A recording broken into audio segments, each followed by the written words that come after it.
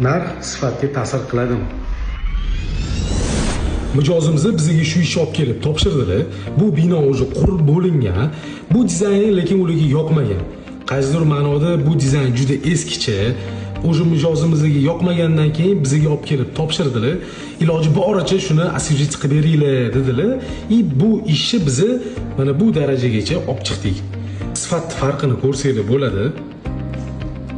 Solishtirib ko'rsanglar bo'ladi. Ikkalasi boshqa narsa. Lekin binoni skeleti o'sha. Bu yerda faqat biz dekoratsiyada ishlaganmiz. Dizaynerskiy podxod qilingan bu yo'lga mana bu darajagacha olib chiqqanmiz bu ishni. Eng qiziq joyi, biz baylash bo'lganimizdan keyin qiziqish uchun o'zimiz uchun so'radi u mijozimizdan, "Nech pul qildirdingiz shu proyektni?" desa, bizning narximizdan deyarli почти bir xil narxi aytdilar. Ish sifatini o'zingiz ko'ryapsiz. Taxminan 1,5 yil oldin xuddi shunaqa vaziyat bo'ldi bizda. Hozir shu ishni ochib sizlarga ko'rsatamiz.